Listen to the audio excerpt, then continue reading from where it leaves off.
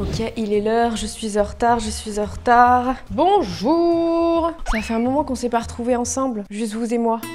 Allez, attendez. Ma maison, elle est vraiment bizarre, elle est un peu comme mon cerveau. Hein. J'aime trop le cadre. Ça fait pas genre, je vais faire une interview pour, comment dire, un gros magazine, Vogue? Non? Cosmopolitain, rien? Elle, Glamour? C'est pour qui? Dooms? Chaîne YouTube? Connais pas. Ça fait un moment qu'on n'a pas entretenu la flamme tous les deux. On se délèche, je fais juste des gros concepts et vous regardez, vous commentez, vous dites quel passage vous a plu, vous rigolez, j'aime vous faire rire, mais vous et moi, juste vous et moi. Genre ma petite tête, comment je vais, comment tu vas, on se dit plus ça, on se parle plus. On s'éloigne, ça va finir en rupture. J'espère que vous allez bien. Aujourd'hui c'est un dimanche chill comme je les aime, en mode pas de gros concepts ou choses comme ça. J'avais envie de vous parler. Moi je suis vénère là, je suis énervée. Non je suis pas énervée, je suis calme, mais je suis sérieuse, c'est plutôt le terme. La dernière fois que je vous ai parlé date d'il y a 7 mois. C'était une FAQ. Qui est en non répertorié ou en privé, je ne sais plus. Elle n'est plus d'actualité. C'est fou! Est-ce que vous aussi ça vous arrive? De quand vous parlez de vos projets, de choses positives qui vous arrivent dans votre vie, aussi bien personnellement que professionnellement, tout ce que tu veux, et ben je ne sais pas pourquoi, mais on dirait que le mauvais œil vous a entendu, arrive sur vous. C'est comme si l'univers était comme ça. Non mais Cynthia, je te jure, en ce moment je suis trop heureuse, tout se passe super bien. J'ai un super taf, j'ai une super famille, des super potes, un super chéri. J'adore ma vie. Ah ouais? Oh trop bien, t'as trop de chance et tout, c'est trop cool, je suis trop heureuse pour toi.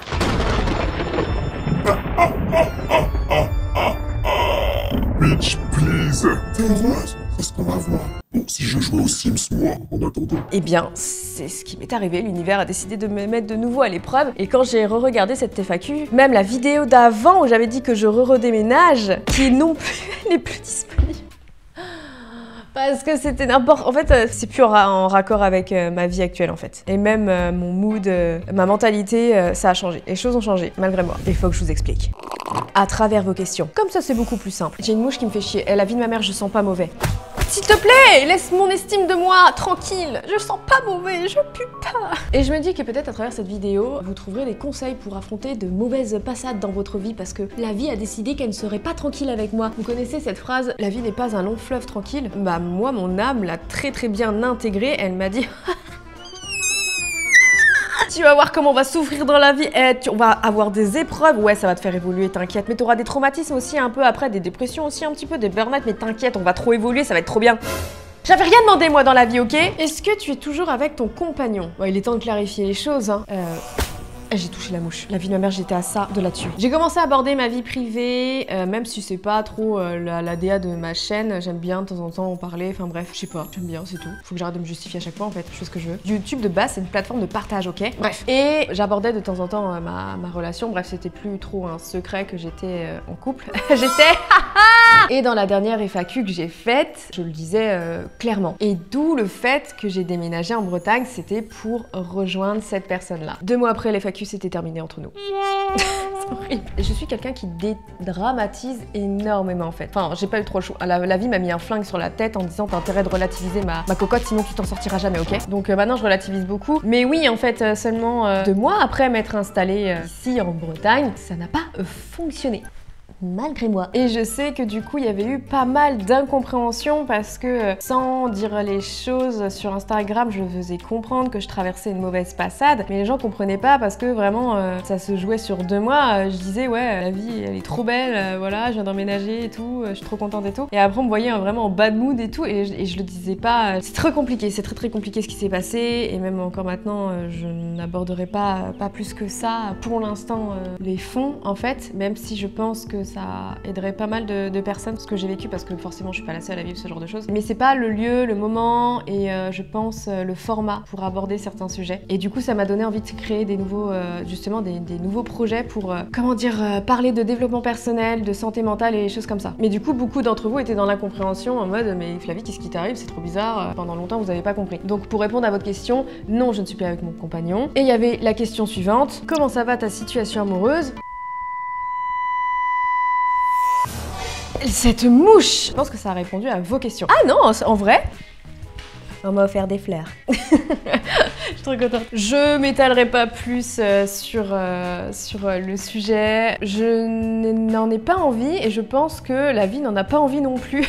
Comment dire? Ma vie sentimentale est un flop continu, je pense. Je vais vers ces personnes qui ne sont pas faites pour moi, mais j'ai envie d'y aller pour me planter une énième fois et me dire « Ah !»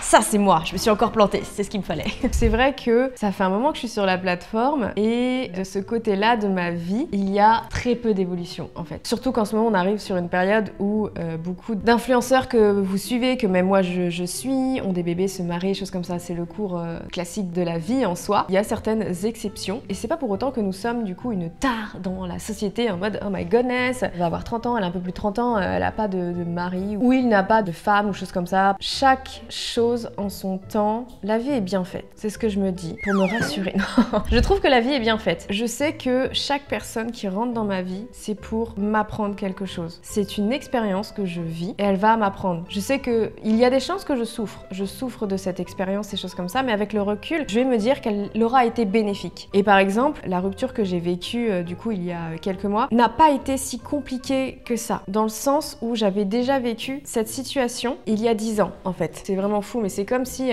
l'univers t'envoyait un message en disant est-ce que t'as bien appris de ta dernière leçon? Est-ce que tu as bien appris? T'es sûr de toi? T'es sûr? Bah écoute, on va te remettre le même schéma et tu vas me dire comment tu t'en sors. Et il y a 10 ans, de mon point de vue, c'était horrible. S'en est suivi dépression, remise en question sur ma vie, mais vraiment ma propre vie, mon existence, alors que aucune personne au monde ne doit vous affecter à tel point que vous vous dites je veux m'ôter la vie ou je veux que la vie me prenne et que je n'existe plus. Vraiment, j'en étais à un stade en mode mais ma vie n'a plus aucun sens, je ne devrais plus exister ou sinon je ne mérite pas d'être aimée, je ne mérite pas qu'on me regarde. Et vraiment j'avais des pensées vraiment très noires à cette époque-là, c'était il y a plus de 10 ans. Et ce qui m'est arrivé il y a quelques mois, ça a été... je sais pas si vous connaissez cette sensation de tomber de 1000 étages. C'est vraiment cette sensation trop bizarre de tu tombes. On te réveille d'un rêve pour être dans un cauchemar. Je ne sais pas comment vous l'expliquer. Et quand j'ai commencé à analyser les émotions qui ressortaient, je me suis dit je les connais. Tu les connais Flavie. Tu sais que tu vas t'en sortir. Tu t'en es sorti une fois, tu t'en sortiras une deuxième fois. Et la deuxième fois, t'as encore plus de choses dans la vie qui te tiennent à cœur. Donc traverse cette épreuve. Et du coup, tu en apprends plus sur toi, sur ce que tu vaux, sur ce que tu peux accepter, sur ce que tu n'as pas à accepter, sur l'estime de toi, ta valeur et tout. Et ça, c'est un bond de géant dans ton évolution personnelle. Il y a une question que beaucoup m'a été posée, du coup, c'est comptes-tu déménager, redéménager? Je vous jure, je suis limite l'influenceuse qui déménage le plus dans le YouTube game, alors que je le fais pas vraiment par exprès, en fait. C'est juste la vie qui fait que. En soi, oui, il y a mes choix, tu vois, mais c'est des choix de cœur et puis voilà, quoi. Je ne compte pas redéménager. C'est vrai que c'est étrange comme situation parce que je suis arrivée ici pour quelqu'un et au final, ça n'a pas tenu. Mais j'ai envie de rester ici parce que je m'y sens bien. Je suis quelqu'un qui est plutôt solitaire, même si elle aime être entourée. On a la chance d'avoir les transports en commun, des choses comme ça, donc j'ai beaucoup d'amis et de famille dans le 77, 75, ben voilà, Paris quoi. Mais ça ne me dérange pas d'être ici. J'ai des connaissances, j'ai des potes et tout, donc ça va. J'ai pas envie de partir. Je me sens alignée avec ma décision de déménager. Beaucoup d'amis m'ont dit lorsque je me suis séparée, mais reviens, pars, reviens où tu étais et tout. Et au fond de moi, j'étais là, mais non, je suis bien ici. J'ai pas envie de partir. Au fond de moi, je voulais déménager. Ça fait longtemps que je voulais partir de ma région d'enfance pour découvrir un peu la France en soi, et notamment la Bretagne. Ma précédente rencontre ont accéléré les choses. Du coup, je me suis dit, vas-y, let's go. Parce que même, je pense que je l'aurais jamais fait seule, alors que au final, je me dis maintenant, mais si t'as envie de découvrir la France ou le monde, vas-y, pars seule, il y a zéro problème en fait. Du coup, j'ai perdu le fil de ce que je disais, mais non, je ne compte pas redéménager, je suis bien où je suis. J'aime de fou ma maison, c'est mon petit cocon. Pour l'instant, non, mais je ne garantis pas que je fasse ma vie ici. Je pense que j'aime découvrir des endroits. Donc on sait pas, on verra ce que la vie me réserve. Je ne prévois plus rien, parce que dès que je parle, l'univers m'écoute et se fout de ma gueule. Donc je ne dis plus rien. Il y a eu aussi cette question du home tour. Le home tour ne s'est pas fait et ne s'est pas encore fait, car j'attends tout simplement que mon ex-copain récupère toutes ses affaires. Et que je réaménage du coup la maison en fonction de moi et de mes goûts. Là-haut, je sais que je vais faire un espace travail détente, enfin, je vais faire plein de choses et c'est pas le cas pour l'instant. Donc du coup, j'attends patiemment. C'est pour ça qu'il n'y a pas de home tour réellement en fait. Ça me ferait trop bizarre de vous présenter des trucs qui sont pas à moi, donc en toute honnêteté, c'est pour ça. Je regarde un truc et vous vous rendez compte qu'on est déjà début juin. Ça veut dire qu'on a déjà fait la moitié de l'année. Vous en êtes où, vous, personnellement? J'avoue que moi, c'est pas foufou, quoi. Et ce qui rejoint, du coup, à une question qui me demandait comment j'allais, sincèrement, et tout, ma santé mentale. Voilà, prochaine question.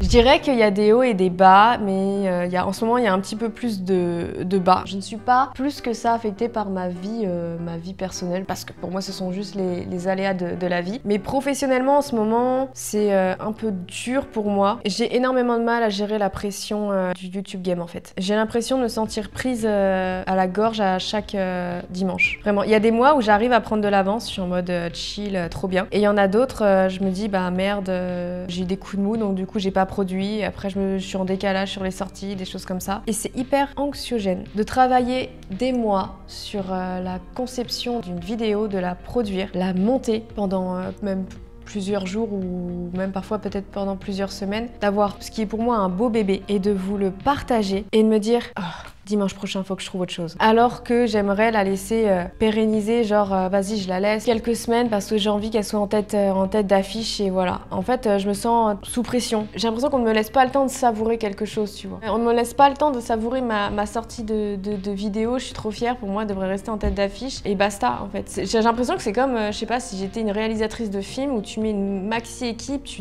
dépenses beaucoup d'argent, pas forcément en plus sponsorisé, donc du coup, bah, les gros projets, c'est des projets à perte, hein, clairement.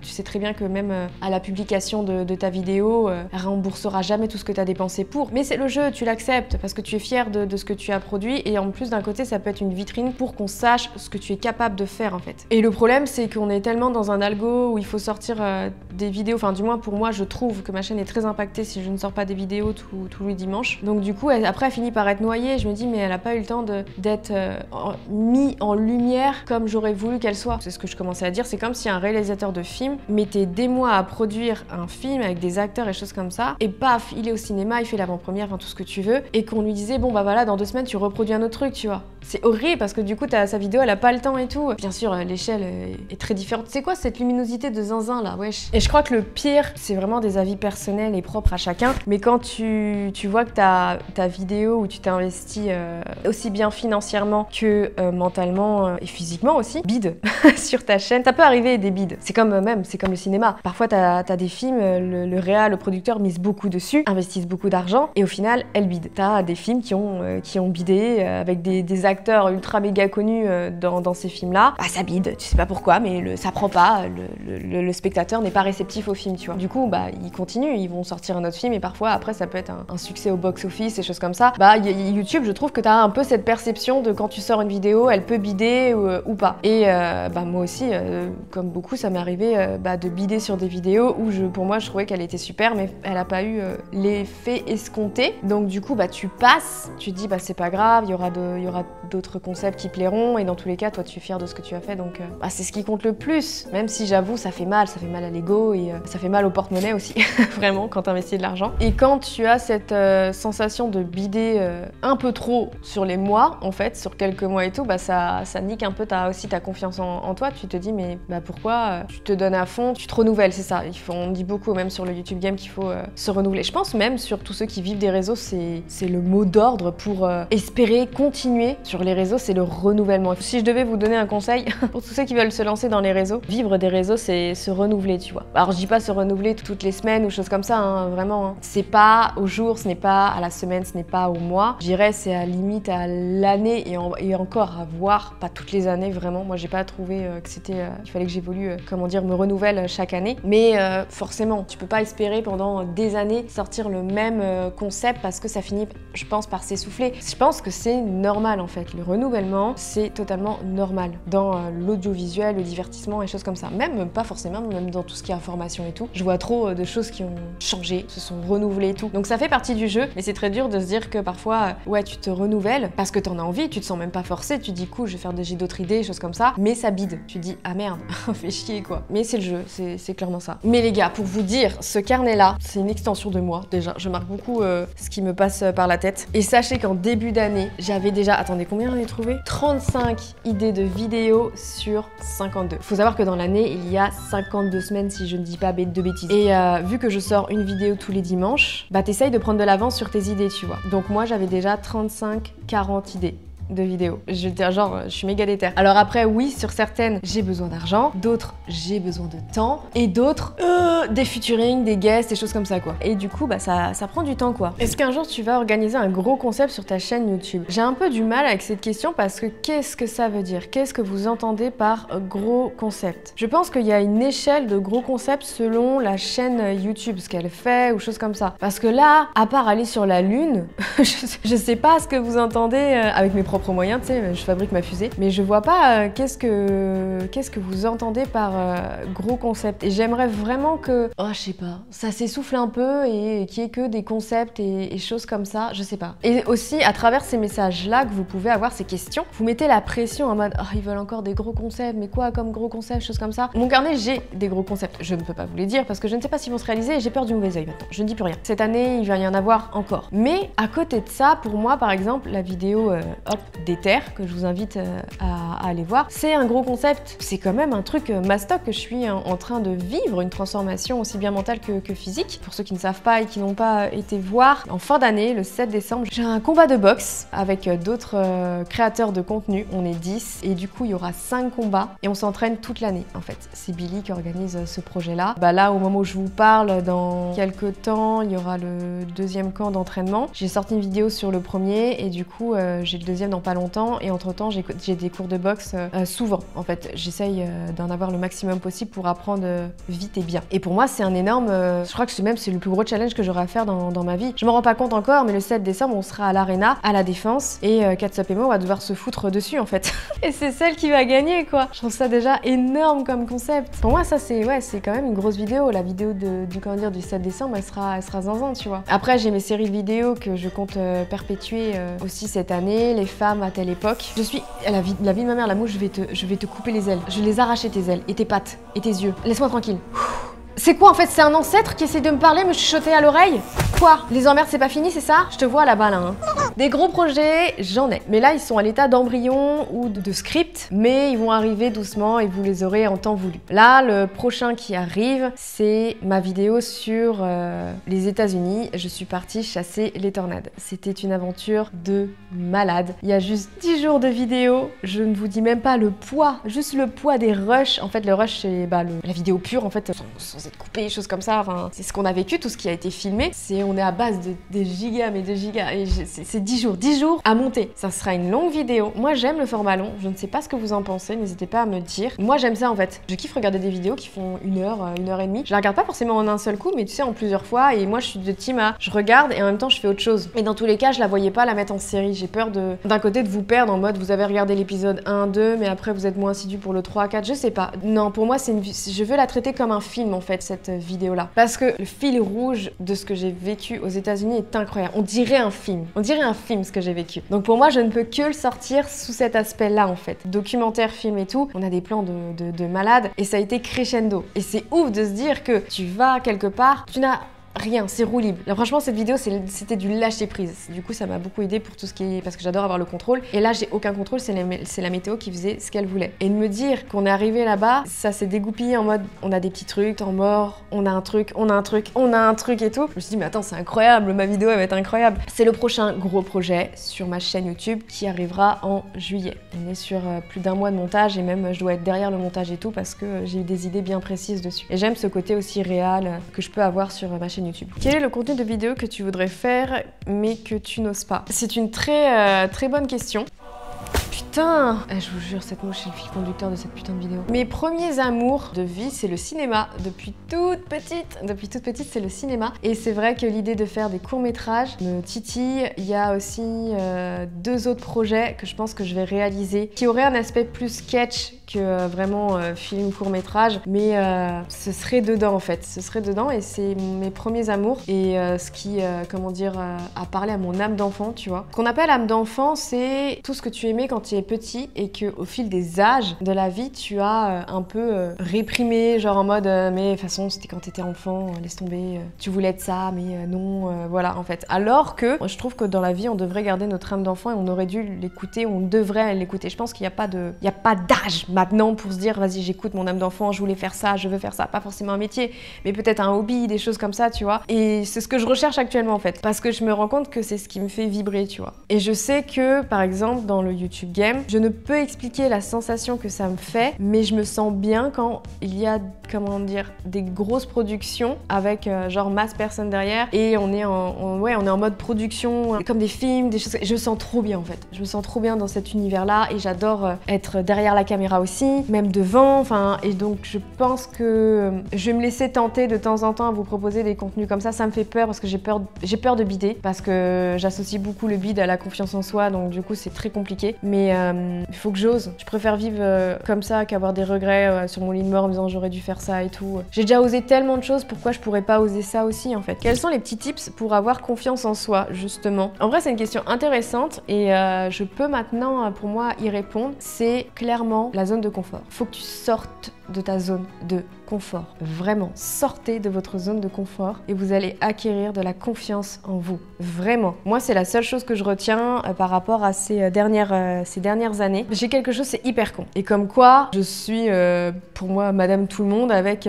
ses problèmes de confiance en elle et tout. Mais il faut savoir qu'avant, il y a très longtemps, il y a peut-être à peu près 10 ans, je détestais conduire. Vraiment, c'est bête. C'est vraiment bête, vous allez me dire. Mais j'avais peur de conduire. J'avais mon permis et tout, mais je prenais que des petites routes et tout. Je prenais jamais l'autoroute. Les gros ronds-points, ça me stressait. J'étais infernale. Je voulais qu'on vienne tout le temps me chercher et je voulais pas conduire. J'avais peur de conduire. Et à un moment donné, j'ai pas eu le choix parce que je devais faire des gros trajets. Et j'ai pas le choix. Là, la vie, tu n'as pas le choix. Donc, tu prends ton courage à deux mains, tu prends ta voiture et tu vas sur l'autoroute. Je vous dis, c'est bête. C'est vraiment bête. J'en étais à ce stade-là de ma vie, tu vois. En mode, bah non, je suis pas capable, ça sert à rien. Et le truc, en fait, ce qui se passe, c'est que ça découle sur beaucoup de choses autour de toi, en fait. Ça peut être après relationnel et tout, c'est vraiment des choses comme ça. Et à force d'avoir conduit, pris l'autoroute et tout, et de me dire mais ça se passe bien, je gère encore et tout, bah tu acquéris de la confiance en toi en fait, en disant putain mais je suis capable de faire ça, dites-moi ce que je suis capable de faire d'autre. Et même là, j'ai été conduire aux États-Unis, alors que pour moi, il y a encore quelques années, c'était impossible que je conduise dans un pays étranger. Ça me terrifiait. Et là, aux États-Unis, j'ai conduit et en plus de ça, j'ai chassé des tornades. Et quand on chasse les tornades, l'adrénaline, la peur, parce que on affronte des orages, mais genre,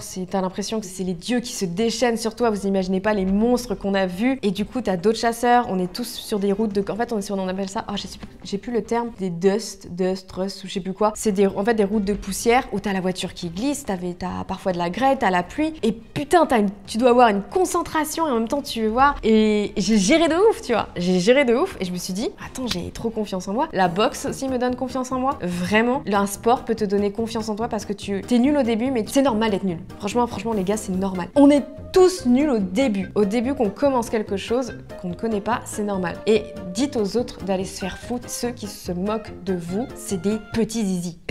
Vraiment, une personne qui va se dire ah mais t'es trop nul et tout. Bah oui, dites-leur. Bah oui, je commence, trou de balle. Quand t'es né, tu savais pas marcher, personne t'a critiqué en mode putain, le débarre, il a 2 mois, il sait pas marcher.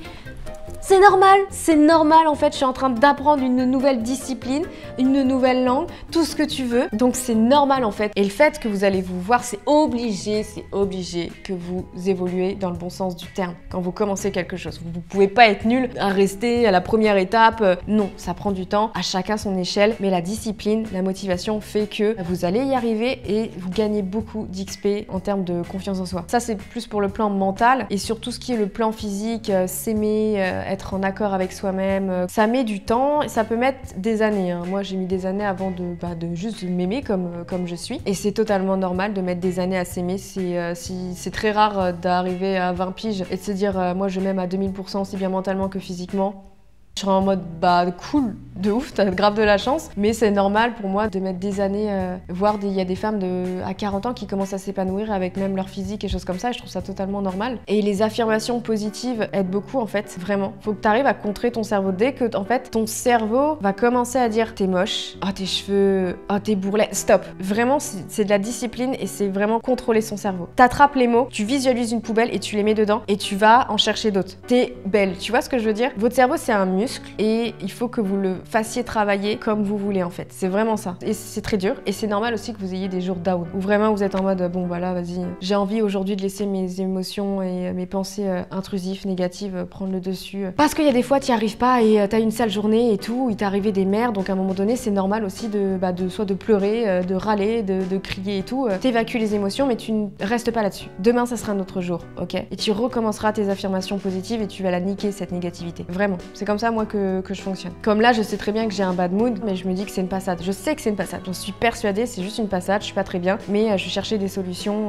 pour aller mieux, j'ai continué mes affirmations positives et tout, ça ira mieux. As-tu subi des reproches sur ta façon d'être? Je pense que tu veux dire globalement dans la vie. Oui, j'en ai eu beaucoup. Des choses justifiées et d'autres qui pour moi ne l'étaient pas. Dans le sens où, alors ça c'est un trait de caractère je pense, ça c'est plus en amour on va dire. Je suis madame, j'envoie des messages expéditifs en fait. Je suis pas du genre à mettre 40 000 emojis, j'ai tendance à mettre des points ou juste un ok ou choses comme ça. Et du coup, la personne en face de moi, si elle n'a pas le même code de langage, va se dire mais tu me fais la gueule, qu'est-ce qu'il y a, choses comme ça. Même en amitié, on m'a déjà fait ce reproche en mode mais on dirait que tu fais la gueule par message et choses comme ça. Et en fait non. Le truc c'est que j'envoie tellement de messages dans la journée avec le travail que du coup tout se mêle et je réponds vite un peu à tout le monde. Donc il faudrait que vraiment parfois je prenne le temps de me dire ok là c'est pas le travail, c'est personnel, donc Flavie mets un peu plus de...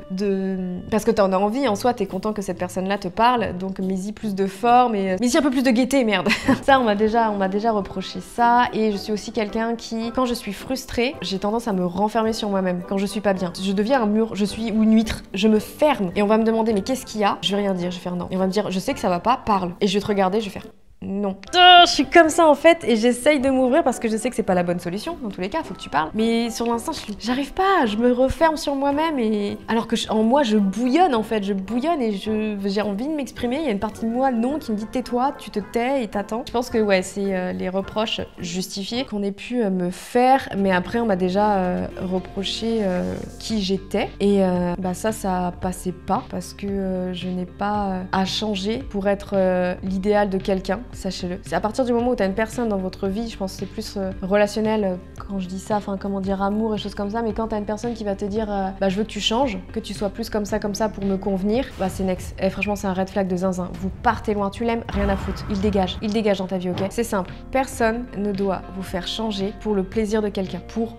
lui convenir. On vous prend tel que vous êtes, votre être, votre âme, votre physique, tout ce que tu veux, ok? On vous aime pour qui vous êtes et pas pour le potentiel que vous pouvez être pour lui en fait. Parce qu'en plus le potentiel c'est vraiment propre à chacun et tout. Non, vraiment, c'est vraiment un truc que vous devez demander et bien spécifier dès que tu te mets en couple avec quelqu'un, c'est ok tu m'aimes mais tu m'aimes pour qui je suis, moi, pas pour le potentiel que je peux t'apporter dans un futur proche ou un peu éloigné. Personne ne doit chercher à vous transformer, choses comme ça. Vraiment, il aime votre valeur, il aime qui vous êtes ou sinon il dégage. Vraiment. Quelle est la chose la plus importante dans ta vie actuellement? Du coup, pour moi, c'est la santé mentale actuellement, où j'ai vraiment mis les pieds dedans il y a 2 ans. C'est tellement récent, alors qu'avant, j'en prenais tellement pas soin. D'où les traumas que je peux avoir maintenant et que je travaille dessus difficilement, mais j'essaye. Mais pour moi, c'est la santé mentale. Et d'où, justement, l'un des projets que je voulais faire. Je mets du temps parce que j'ai peur. J'ai peur aussi. C'est pas parce que j'ai fait plein de choses et que certains sont là, ouais, t'as fait ça et tout, que j'ai plus peur de rien en fait. Non, au contraire, j'ai envie de faire plein de choses. Il y avait des questions sur ma marque de lingerie, ça avance doucement mais ça avance. J'ai peur aussi, du coup j'avance doucement, je suis chiante, mais j'avance. Et il y avait ce projet sur Twitch principalement avec forcément des rediffs pour les réseaux, format court ou sur YouTube, où je voulais faire une espèce d'émission où on parle de santé mentale et tout ce qui peut entourer ceci en fait. J'ai vécu beaucoup de choses, pas cool. Dans la vie. Je vous ai beaucoup partagé ce qui s'était passé dans ma vie et je me dis que ça doit pas rester que pour moi en fait. Si j'ai réussi à m'en sortir, je me dis que d'autres personnes peuvent s'en sortir aussi. J'ai rien de plus que ce que vous avez pour vous en sortir. Je vais vous dire un truc qui m'a pas mal interloqué. Interloqué carrément, ça a été interloqué. Non mais qui m'a paru lunaire. Il y a quelques mois je crois, j'ai participé à une émission de Catsup en fait, Kaléidoscope, si je dis pas de bêtises. De toute façon je vous mets là. Et on parlait de l'amour. Et à un moment donné, on s'est mis à parler des ruptures. Et j'ai un background de rupture, de ce que ça m'a fait vivre, vraiment un truc de zinzin. J'ai fait partie de ces gens qui ont eu le cœur brisé. Mais vraiment, t'as vraiment cette sensation de cœur brisé. C'est affreux, c'est affreux. De cette sensation de vivre un deuil. Vraiment, c'est ça. Tu vis un deuil. Et parmi les invités et Katsap, je me suis rendu compte qu'il y en avait certains qui n'avaient pas vécu ça. Ils n'ont jamais vécu cette sensation de deuil en fait. Ils se sont jamais réveillés du jour au lendemain et de se faire quitter et d'avoir son monde qui s'écroule, d'avoir vécu dans une illusion et choses.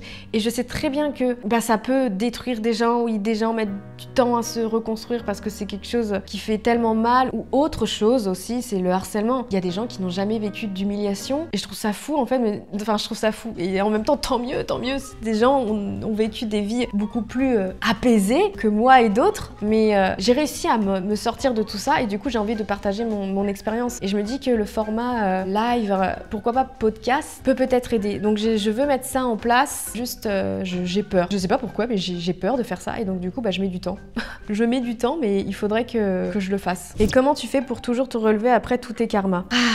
Je pense que c'est clairement une force de caractère. En parlant même de ce qui m'est arrivé il y a vraiment quelques mois, certains me disaient mais moi je serais en dépression, j'aurais même pas fait le quart de ce que t'as fait là et tout. Et je pense que j'ai une force, la vie m'a tellement confrontée à des choses dures assez tôt que j'ai cette force naturelle qui est venue en fait. Et je pense aussi il y a une forme d'instinct de survie en mode t'avances en fait. Rien ne dure dans tous les cas. Aussi bien le bonheur que les mauvaises passes. C'est pour ça que le bonheur, faut chérir chaque petit moment que vous avez dans la vie parce que il reviendra, mais parfois oui forcément vous traversez des tempêtes et choses comme ça. Mais c'est pareil aussi pour les mauvaises périodes, les mauvaises phases dans vos vies. Elles peuvent être très longues, croyez-moi. Je le sais, mais ça ne dure jamais en fait. Et je pense c'est cet espoir. C'est cet espoir que ça va s'arrêter qui fait que, et en soi ça s'arrête et du coup ça mieux, mais c'est la vie. Croire que la vie c'est de 0 à 80 ans que du bonheur et tout ce que tu veux, non c'est pas ça. La vie c'est une expérience, moi je le vois comme ça, c'est une expérience. Elle est là pour t'apprendre beaucoup de choses, pour te faire évoluer en fait, mentalement. Moi je le vois comme ça. Donc du coup quand je vis une expérience négative, je me pose et je fais ok.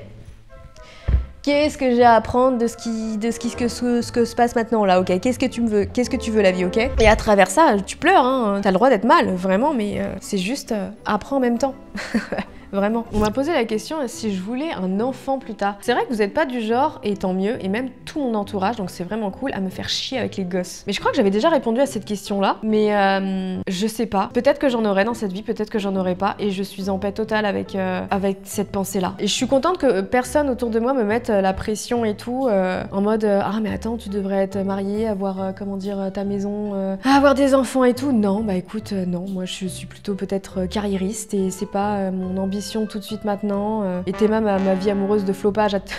Qu'est-ce que tu veux que j'ai de gosse? C'est pour ça qu'en fait personne me pose la question. Parce que je suis tellement nulle en relation amoureuse que du coup, vas-y, fuck. À quand un let's play sur AS Love Life?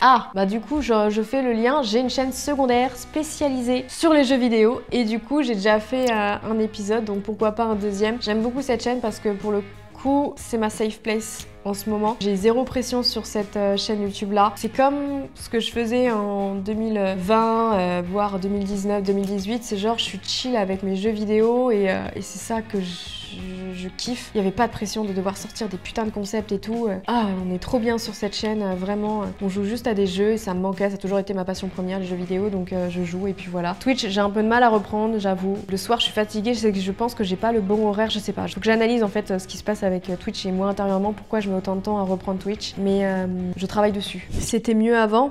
Je dirais oui. Moins de pression. As-tu finalement réussi à porter des tenues sans te fier au jugement des autres? Alors, cette question, c'est par rapport à ce short que j'avais sorti, sur les vêtements que j'osais pas porter et tout. Je pense que oui, mais j'ai encore pas mal de travail. Ce serait du mytho de vous dire que le jugement des autres ne m'affecte pas. Non, mais beaucoup moins qu'avant. Même sur ma personnalité ou choses comme ça, même dans le YouTube game en fait. S'il y a des gens qui veulent me juger en mode elle a l'air froide, elle est ceci, cela, grand bien te fasse. Moi, écoute, j'ai mon petit business, je fais ce que j'aime et tout. Si tu veux pas me parler parce que tu penses que ceci, cela, ou tu as écouté un son de cloche, go away. Tant pis, je m'en fous vraiment. Et du coup, pour les habits, j'y travaille un peu plus, même si j'ai un petit peu de mal. Mais ouais, je prends pas mal de recul sur le regard des gens et c'est pas ma vie. Et vous devriez aussi vous dire ça en fait. C'est pas ma vie en fait. Vous avez pas le temps. La vie est beaucoup trop courte, s'il vous plaît. On n'a pas le temps pour ces gens-là. On s'en fout vraiment. Quelle est ta plus grande fierté aujourd'hui? PS, tu m'inspires beaucoup, merci. C'est trop mignon. Le temps, il s'est assombri, les gars. Il y a un orage qui arrive, je suis désolée. Je crois que ma plus grande fierté, c'est j'ai réussi à m'en sortir de ce qui m'est arrivé dans la vie, de toutes mes petites épreuves en fait. De me dire que je suis assez forte pour m'en sortir. Je crois que c'est l'une des plus grandes fiertés, même au-delà de ce que j'ai pu accomplir sur YouTube, même si c'est étroitement lié aussi. La santé mentale avec YouTube et même en soi les réseaux, hein, clairement. Format court ou long, tout ce que vous voulez, les réseaux quoi. Faut une force mentale de zinzin pour être dessus. Et je pense que c'est ma plus grande fierté, c'est de me dire que j'ai des putains d'épaules. J'ai des épaules les gars pour encaisser ce que la vie me fait subir pour évoluer. Donc je suis fière de mon mental. Même si j'ai des hauts et des bas, hein, vraiment. Quand je dis ça, c'est pas en mode j'encaisse tout, je suis une giga tchad et tout. Non, il y a des fois, je suis en boule, je suis en PLS. Mais je me laisse pas abattre. Si je tombe, je suis à terre. Mais je me relève. Frappe-moi, pas de souci. Laisse-moi à terre, laisse-moi récupérer, mais je vais me relever. Et je... J'adore cette phrase. Je pense que c'est la plus grande fierté que je puisse avoir. C'est juste moi et mon évolution mentalement. Je trouve que j'ai tellement up. J'ai encore beaucoup de travail, mais je suis déjà très contente de ce que j'ai réussi à faire. Et cette vidéo va se terminer ici parce que même le temps se barre en fait. Le soleil s'est dit tu parles trop meuf. Ah c'est un setup comme j'aime tellement mal. À l'ancienne les gars, on se prend pas la tête. Wouh, c'est aussi nul que qu'avant, j'ai rien fait vraiment, j'ai brassé de l'air. J'espère que cette, je sais pas si on peut appeler ça une mise au point, des petits conseils de la vie vous aura aidé, je ne sais pas. J'ai sorti ce que j'avais à sortir, j'avais envie de parler, j'avais envie de dire ça, j'avais envie que vous m'écoutiez et j'ai aussi envie de vous lire dans les commentaires. Donc à vous de jouer, clairement. Abonnez-vous si vous appréciez les concepts sur cette chaîne YouTube ou juste ma personnalité, why not, on ne sait pas. Likez comme d'habitude. Je vous fais des bisous, on se retrouve très vite la semaine prochaine, on reprend les concepts. Bref, salut!